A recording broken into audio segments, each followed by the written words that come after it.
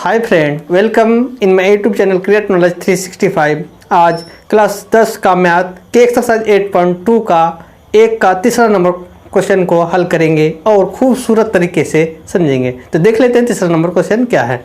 तो देख, क्वेश्चन है कोस 45 डिग्री बटे सेक 30 डिग्री प्लस कोसेक 30 डिग्री। ये क्वेश्चन है।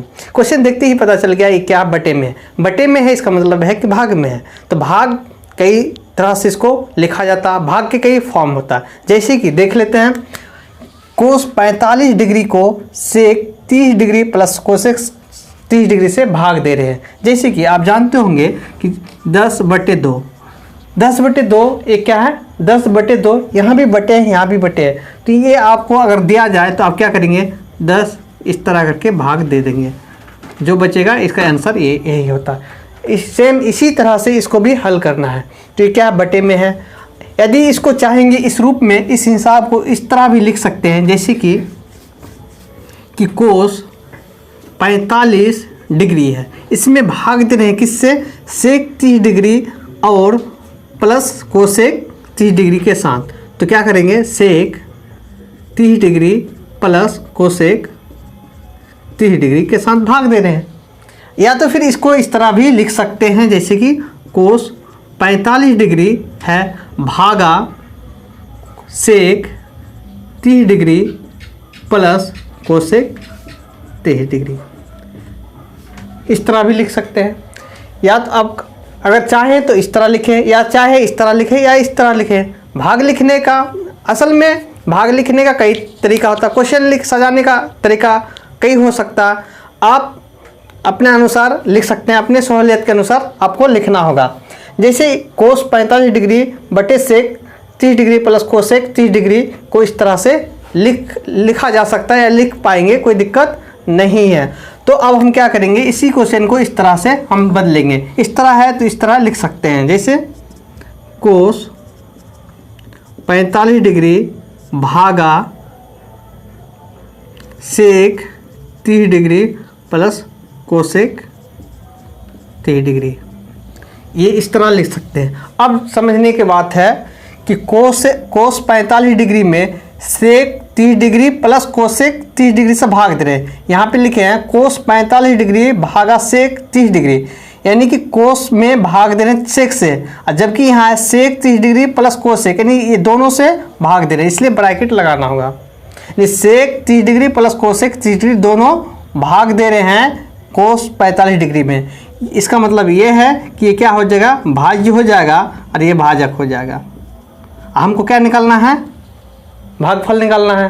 तो भागफल इसको सीधा सीधा कैसे निकालेंगे, नहीं निकाल सकते हैं। तो इसका कुछ मान होता है, वो फिक्स हमेशा रहता है।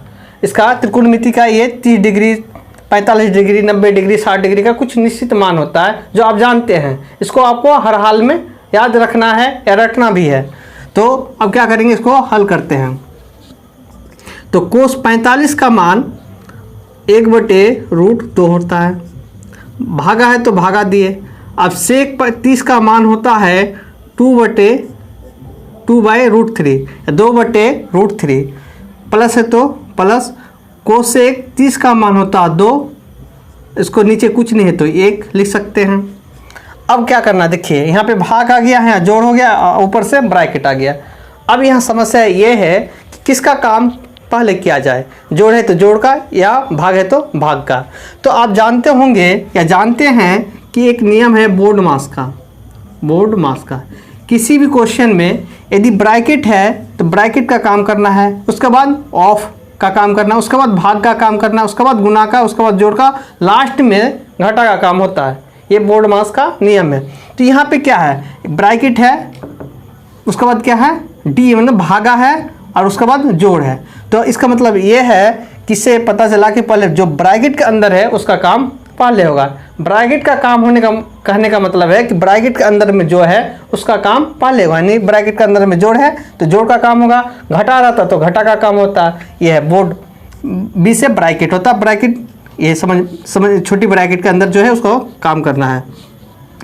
इसका काम करने का मतलब है कि 2/√3 प्लस 2/1 है, तो इसको जोड़ना है। यहाँ जोड़ है तो जोड़ना है, तो इसको जैसे था वैसे लिख दिए।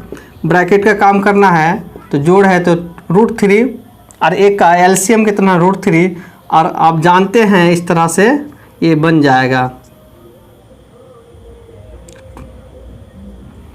एक को √3 से भाग देंगे तो √3 और ऊपर है 2 तो इससे गुना कर देंगे, यानी 2 गुना √3। ये 2 कैसे आया, ऊपर में है, और ये √3 कैसे आ गया कि एक को इसमें भाग देते हैं, नहीं एलसीएम में भाग देते हैं, भिन्न का जोड़ कर रहे हैं। इस √3 को 2 से गुना कर दिए, 1/√2 भागा, अब क्या करना है 2 + 2√3, ये जुटेगा नहीं क्योंकि ये क्या है अपरिमेय संख्या है, ये क्या है परिमेय संख्या है। परिमेय संख्या और अपरिमेय संख्या आपस में कभी भी जुटता नहीं है, घटता भी नहीं है, तो इसका मतलब ये कभी जुटेगा नहीं, घटेगा भी नहीं। अब क्या करना होगा, इसका काम हो चुका और इसका आगे इसको बढ़ा नहीं सकते, इसका आगे हल नहीं है, यही इसका अंत है। तो अब क्या करेंगे, अब भागा का काम है, ब्रैकेट का काम खत्म हो गया। अब क्या होगा, डिवीजन का काम होगा। तो डिवीजन का काम होगा तो इसको इस तरह से लिख सकते हैं 2 + 2√3/√3, यानी ब्रैकेट हटा दिए। अब क्या करना, भाग का काम करना। तो जब बटे में भाग होता है, या आप जानते हैं कि जैसे 1/2 भागा 3/4 रहता है, तो आप क्या करते थे, आप जानते हैं कि बराबर दे इस तरह दिए और उसको भाग को गुना में चेंज किए। कैसे, भाग को गुना में चेंज किए और 3/4 है तो पलट दिए, 4/3 कर दिए, इस तरह बनाते थे। सेम भागा था, गुना में चेंज हुआ और पलट दिए। इसी तरह यहाँ भाग है, इसको क्या करेंगे, गुना में चेंज करेंगे। 1/√2 गुना √3/2 + 2√3, इतना समझ में आ गया। अब देखना है, इसको तो भाग से गुना में कन्वर्ट कर दिए। अब क्या करना है, 1/√2 है, नीचे में कभी रूट नहीं होता है, स्टैंडर्ड फॉर्म नहीं होता है, यानी कि इसमें रूट हटाना होगा। तो रूट हटाने के लिए आप जानते हैं परिमेयकरण किया जाता है। परिमेयकरण के लिए इस तरह करना है कि रूट हट जाए। तो 1/√2 को इस तरह से करेंगे कि वो, यानी इसका परिमेयकरण करेंगे। परिमेयकरण आपको समझना होगा, जैसे √2 है तो ऊपर नीचे √2 से गुना भाग कर दिए। √2 गुना √2 2 होता है, √2 गुना √2 कितना होता है, 2 होता है, यानी क्या हो गया, अपरिमेय से परिमेय हो गया और ये स्टैंडर्ड रूप हो गया। और ऊपर में जो था उसको लिख दिए।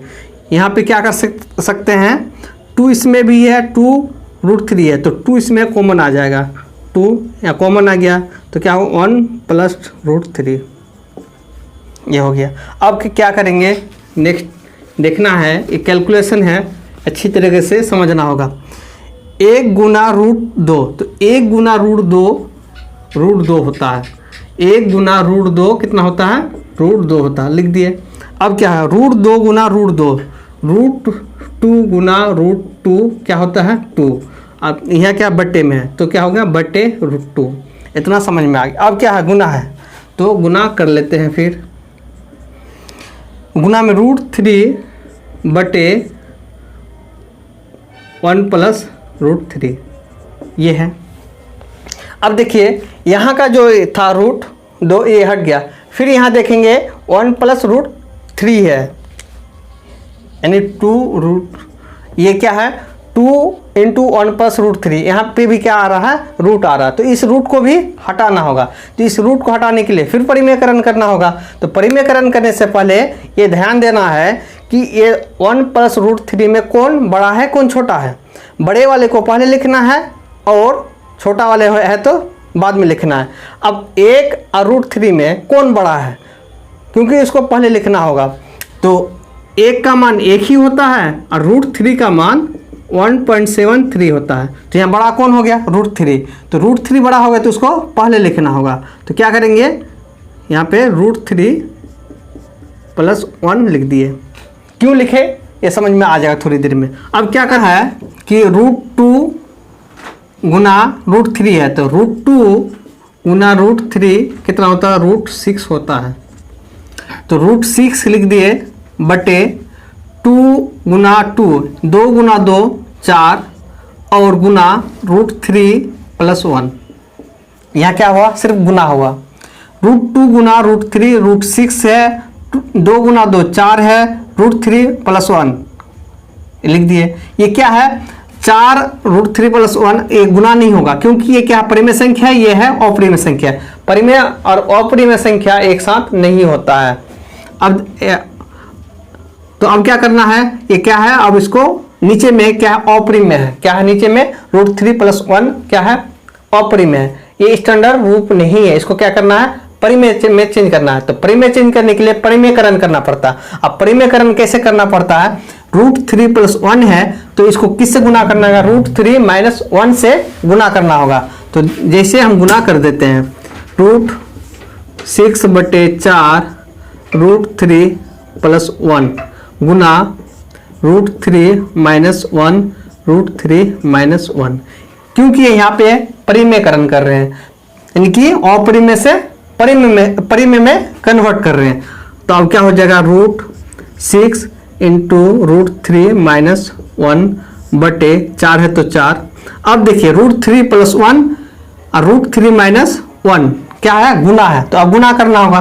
गुना करने का भी कई तरीका होता है, इस तरह का गुना, √3 + 1 √3 - 1 एक फेमस मेथड है। जैसे इस तरह करते थे, 3 लिख दिए, आप उसके बाद पूरा लिखेंगे, √3 - 1 और प्लस फिर 1 और फिर ये पूरा घर लिखेंगे। इस तरह करके गुना किया जाता है, कर सकते हैं। तो ये क्या है, लॉन्ग हो जाता है। तो लॉन्ग करना नहीं है, लॉन्ग करेंगे तो गलती ज्यादा होने का चांस है। तो ये इसको हम फार्मूला, एक और फार्मूला होता है और ये हमेशा परिमेयकरण में लगता ही है। कौन सा, a + b × a - b। ये वाला फॉर्मूला जब भी परिमेयकरण करेंगे ये फॉर्मूला आएगा ही। जब भी दो संख्या आए और परिमेयकरण करेंगे तो इस तरह फॉर्मूला आएगा।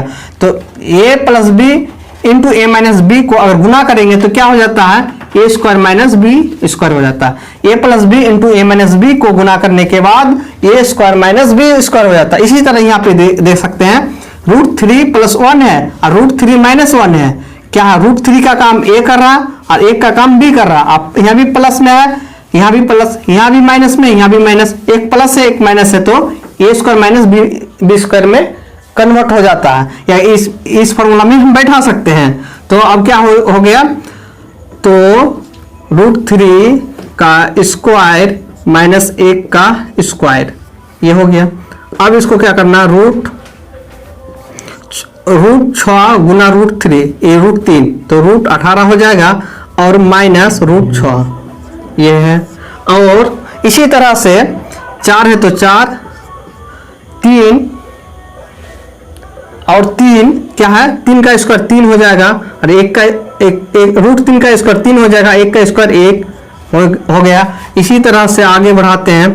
देखिए 18 है तो 18 और रूट से भी जितना 18 है तो 18 का क्या हो जाता है, इस तरह हम कर सकते हैं गुणनखंड। तो 9 हो गया और क्या हो गया, 3 और 3 3 9। 18 को 2 गुना 3 लिख सकते हैं और ये जोड़ा बन जाएगा, ये रूट से बाहर आ जाएगा, 3 बाहर आ जाएगा, 2 अंदर रहेगा। तो क्या हो जाएगा, 2 दूना 4, 2 से काट रहे हैं, 3 3 9, 3 3 9 9 18, तो 3 बाहर आ गया और √6 बटे 4 तो है ही, 3 में 2 3 में 1 घटा 2 और 3 √2 - 6 बटे 8। यही आंसर होगा, यही आंसर होगा। आप देख पा रहे होंगे सही से, अगर देख नहीं पा रहे तो दिखा देते हैं। यही आंसर है, आसानी से समझ सकते हैं। अगर वीडियो अच्छा लगे तो चैनल को सब्सक्राइब करें, लाइक करें और ज़रूर शेयर कीजिए। Thank you for watching this video.